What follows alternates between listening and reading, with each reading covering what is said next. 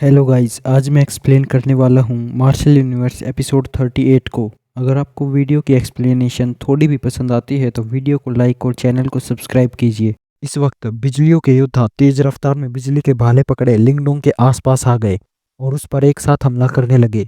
और तो और इन योद्धाओं की ताकत पहले के योद्धाओं से बहुत ज़्यादा थी, मगर जैसे ही वो भाले लिंगडोंग से टकराने वाले थे, अचानक से काले रंग की एक ढाल सामने आ गई, जिसमें से निकलती काली रोशनी सभी भालों से टकरा गई।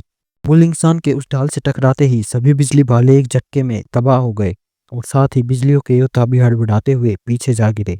लेकिन ऐसा करने पर मुलिंगशान को भी काफी पीछे होना पड़ गया। तभी लिंगडोंग बिजली योद्धाओं की तरफ देखकर समझ गया कि उनकी शक्तियां किसी advance profound life stage cultivator जितनी थी। इसलिए उसने धीमी आवाज में कहा, इनसे उलझने का कोई फायदा नहीं है मुलिंगशान, चलो यहाँ से चलते हैं। लिंगडोंग जानता था कि बिजली योद्धाओं को खत्म होने का डर नहीं था, और तो और अगर वो खत्म भी हो जाते तो भी उनकी शक्तियों से बाकी योद्धा ताकतवर हो जाते। इसी के साथ लिंगडोंग ने मुलिंगशान को पकड़ा और वो तेज रफ्तार में आगे बढ़ते हुए उस चांदी के गोले के अंदर जाने लगा। उसका शरीर बहुत तेजी से अंदर जाने ही वाला था कि अचानक उसके बगल में हंसी सुनाई पड़ी। मानना पड़ेगा लिंगडोंग, तुम्हारी रफ्तार तो काफी तेज है, लेकिन मेरे ख्याल से तुमसे पहले मैं वहां जाकर देखता हूँ कि अंदर क्या है। इसी के साथ लिंगडोंग को महसूस हुआ कि हवा के झोंकों के साथ ढेर सारे हमले उसी की तरफ आ रहे थे। उस आवाज को सुनते ही लिंगडोंग ने उससे बेरहमी भरी आवाज में कहा, पांग हाउ, तू मुझे बहुत नाराज कर रहा है। तभी लिंगडोंग के शरीर पर बने 8 ड्रैगन निशान चमकने लगे, जिसके साथ उसने उनकी शक्तियों को मुट्ठी में इकट्ठा कर एक जोरदार हमला कर दिया। उस हमले से जैसे हवा में धमाका हो गया और हरे रंग की एंशिएंट ड्रैगन शक्ति उसके हाथों से निकलकर सीधे उसकी ओर आते हमलों से टकरा गई। उस धमाके की गूंज काफी तेज सुनाई दे रही थी, बल्कि दोनों हमलों की टक्कर से निकली शक्तियों की लहरों से बिजली के योद्धा झटका खाकर बहुत पीछे हो गए। लिंगडोंग भी इस झटके का फायदा उठाकर मोलिंगशान के साथ तेजी से पीछे हो गया। इस वजह से वो सीधे उसके पीछे चांदी के गोले के अंदर चला गया। ऐसा करते हुए उसने देखा कि बहुत सारे लोग उसके पीछे आ रहे थे, जिन्हें देखकर उसने हंसी के साथ कहा, माफ करना पांग हाउ, मगर उसकी कोई जरूरत नहीं पड़ेगी। एक झटके में लिंगडोंग और मुलिंगशान उस गोले में जाकर सभी के नजरों से गायब हो गए। वहीं उन्हें इस तरह से सबसे पहले गोले में जाते देख पांग हाउ गुस्से में अपने दांत पीसने लगा और उसकी आंखों में बेरहमी भरा इरादा दिखाई देने लगा। उसने तुरंत हाथ लहराते हुए अपनी साथियों के साथ उस गोले के अंदर जाना जारी रखा। इन लोगों के पीछे भी बहुत से योद्धा थे जो हड़बड़ाकर बिजली योद्धाओं से बचते हुए आगे आ गए और वो भी चांदी के गोले के अंदर जाने लगे। दूसरी तरफ जैसे ही लिंगडोंग उस गोले में घुसा तो उसे महसूस होने लगा कि उसके अंदर काफी खतरनाक आयामी शक्तियां मौजूद थी। बल्कि लिंगडोंग के सामने तो चौंधी आती चांदी के रंग की रोशनी थी, जिस वजह से वो साफ साफ कुछ भी नहीं देख पाया। लेकिन एक पल बाद उसने अपनी आंखें खोली और देखा कि उसके सामने एक बहुत बड़ा इलाका नजर आ रहा था। उस बड़े से इलाके में ढेर सारी इमारतें थी, मगर वहां मौजूद ज्यादातर इमारतें बर्बाद हो चुकी थी। इसके बावजूद इस बात का अंदाजा लगाया जा सकता था कि वो इमारतें एक वक्त पर कितनी शानदार रही होंगी। लिंगडोंग गौर से देखने लगा कि पूरे इलाके में काले रंग की शक्तियां नजर आ रही थी, जो महसूस करने पर बहुत प्राचीन लग रही थी। इतना ही नहीं, बल्कि उस जगह के सूनेपन को देखकर ऐसा लग रहा था जैसे वहां बहुत वक्त से कोई आया ही नहीं था। लिंगडोंग हैरत भरी निगाहों के साथ उस नज़ारे को देखता गया, क्योंकि उसने बिल्कुल भी नहीं सोचा था कि चांदी के गोले के अंदर कोई ऐसा इलाका होगा। सबसे हैरान कर देने वाली बात तो ये थी कि रीइंकार्नेशन रैंक की कल्टीवेटर की गुफा असल में किसी गुफा जैसी तो लग ही नहीं रही थी, बल्कि किसी प्राचीन शहर की तरह लग रही थी। उस जगह को देखकर समझा जा सकता था कि वो इलाका ऐसा जरूर किसी तबाही की वजह से हुआ होगा। इतने में लिंगडोंग ने धीमी आवाज में रहस्यमय पत्थर से कहा, मेरे ख्याल से इस जगह के मालिक थंडरबोल्ट मास्टर रहे होंगे, है ना रहस्यमय पत्थर। इसके बाद रहस्यमय पत्थर ने लिंगडोंग को उस जगह के बारे में बताना शुरू किया। नहीं लिंगडोंग, ऐसा जरूरी नहीं है कि एंशियंट थंडरबोल्ट सिंबल के मालिक थंडरबोल्ट मास्टर ही हों। तुम्हें समझना चाहिए कि एंशियंट टाइम और इस वक्त के बीच बहुत बड़ा फासला है। एंशियंट टाइम में 8 मास्टर योद्धा गहरी नींद में सो गए थे, या फिर उनमें से कुछ पुनर्जन्म लेने में कामयाब हो गए थे। इसी के साथ 8 एंशियंट सिंबल को भी दूसरे मालिक मिल गए थे। मुझे लगता है कि उस वक्त तुम्हारे जैसा ही कोई किस्मत वाला रहा होगा जिसने इस थंडरबोल्ट सिंबल को हासिल कर लिया होगा। शायद वही इंसान होगा इस जगह का मालिक। रहस्यमय पत्थर की बात समझते हुए लिंगडोंग अपना सिर हिलाने लगा। भले ही एक वक्त पर इस जगह का मालिक दुनिया के सबसे ताकतवर योद्धाओं में गिना जाता होगा, लेकिन अगर बात हो थंडरबोल्ट मास्टर की तो उस इंसान की बराबरी इस जगह का मालिक तो हरगिज नहीं कर सकता था। तभी मुलिंगशान ने भी अपनी बड़ी आंखों से आसपास नजरें घुमाते हुए कहा, लिंगडोंग भैया, क्या यही है वो गुफा? लेकिन ये तो गुफा जैसी लग ही नहीं रही, ये तो कोई तहस नहस हो चुका नरक लग रहा है। क्या यहाँ सच में कोई खजाना होगा? उसके सवाल पर लिंगडोंग ने मुस्कुराते हुए कहा, इसका जवाब पता करने के लिए हमें आसपास देखना ही होगा। तो चलो चलते हैं। इस बड़ी जगह को देखकर मुझे लग रहा है कि यहाँ जरूर कोई ना कोई खजाना तो होना ही चाहिए। इतना कहकर लिंगडोंग आगे बढ़ने लगा और इस बार उसके आगे बढ़ने की रफ्तार काफी धीमी थी। ऐसा इसलिए क्योंकि वो लगातार आसपास नजरें घुमाते जा रहा था ताकि उसे खजाने का कोई निशान मिल सके।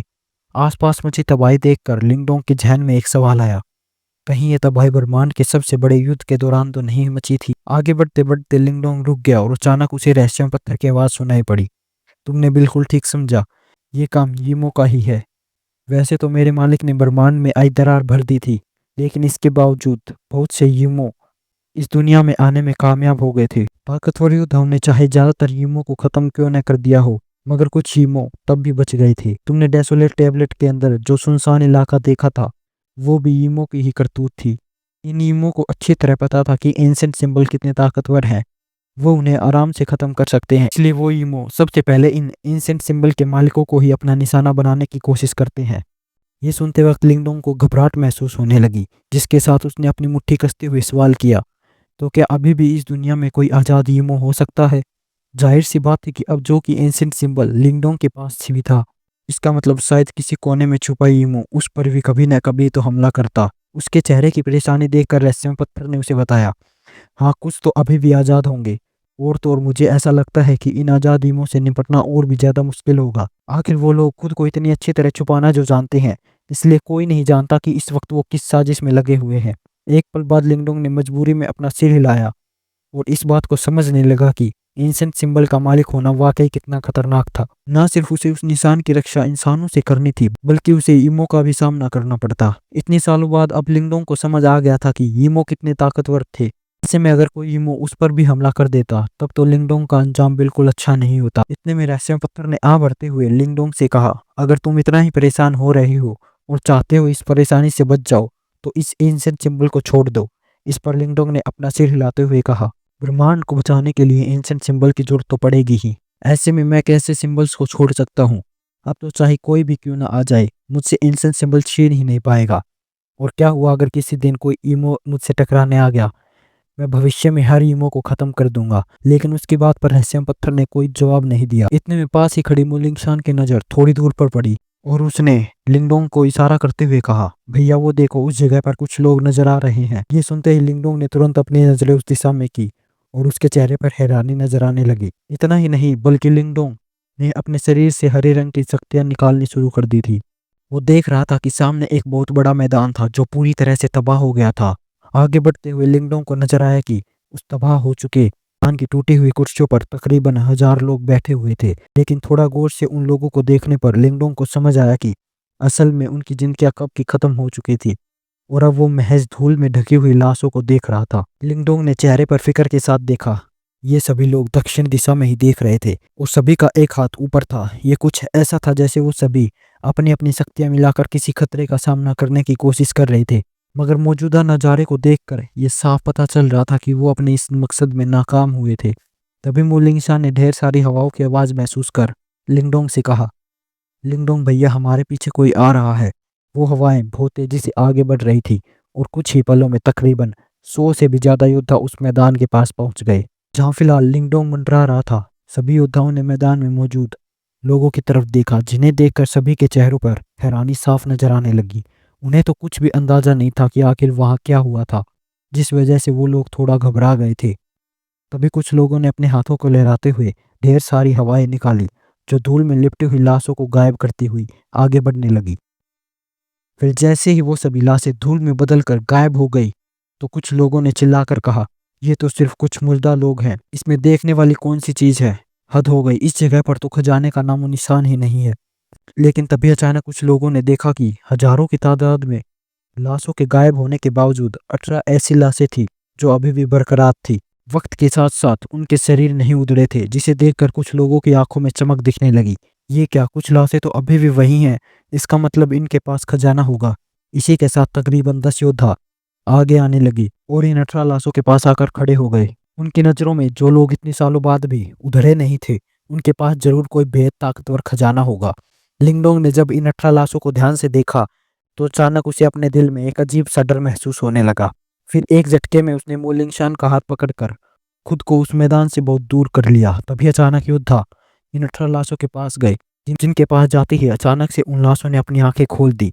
सिर्फ यही नहीं बल्कि उनकी आंखों से काले रंग की खौफनाक आग निकल रही थी, जिसमें वहां मौजूद 10 योद्धाओं को एक झटके में जलाकर राख में बदल दिया। उनकी दर्द से भरी चीखें मैदान में गूंजने लगी। तभी वो 18 लाशें धीरे धीरे खड़ी होने लगी। इसके बाद इन जिंदा लाशों ने अपनी नजर घुमाते हुए आसमान में उड़ते सैकड़ों योद्धाओं की तरफ देखा, जिनकी आंखों में हैरानी साफ नजर आ रही थी।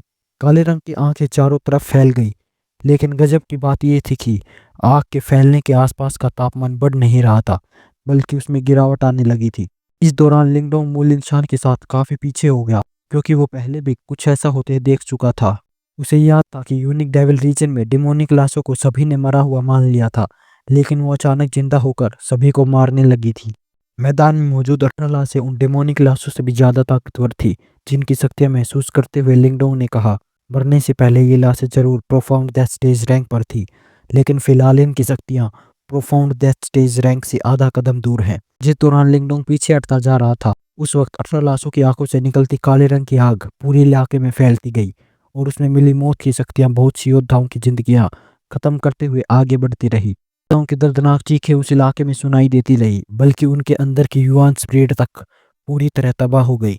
इस खौफनाक मंजर को देखकर लोगों के रोंगटे खड़े हो गए, और वो आंखों में खौफ के साथ भागने लगे। मगर उसमें से कुछ योद्धा ऐसे थे जिन्होंने कुछ सोचते हुए बाकी लोगों से कहा, इतना घबराने की कोई जरूरत नहीं है।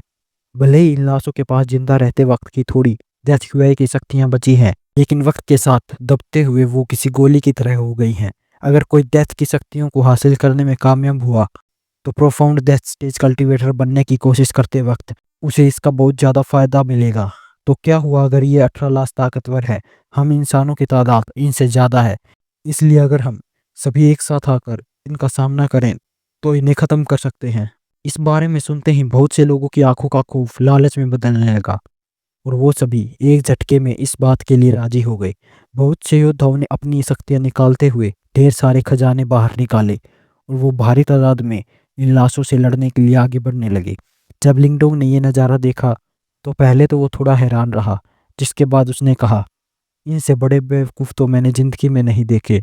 ये कहते वक्त लिंगडोंग तो उस जगह से काफ़ी दूर जाता गया। वो अच्छी तरह से समझ गया था कि इन 18 लाशों से निपटना तकरीबन नामुमकिन था, इसलिए बेहतरी उनसे दूर जाने में ही थी। और भले ही मोलिंगशान को समझ नहीं आया कि आखिर लिंगडोंग इतनी दूर क्यों जा रहा था, लेकिन उसने बिना कुछ कहे चुपचाप लिंगडोंग का पीछा किया। कुछ समय बाद मोलिंगशान ने अपनी नज़रें घुमाते हुए पीछे देखा, और लोगों के दर्दनाक चीखों के साथ आसमान में छाई काले रंग की लपटों को देखा। वहां देखकर जब मोलिंगशान को राख ही राख नजर आई, तो उसने हाँ भरते हुए कहा, वो सभी मारे गए।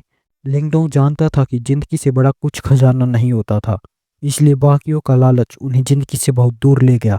तभी लिंगडोंग ने अपनी रफ्तार बढ़ाते हुए उस जगह से काफी दूर जाना शुरू किया। मगर तभी मोलिंगशान को कुछ महसूस हुआ, और उसने एक बार फिर अपनी नजरें पीछे की तरफ की, जहां से 18 काली रोशनी आसमान में आगे बढ़ती हुई दिखाई देने लगी।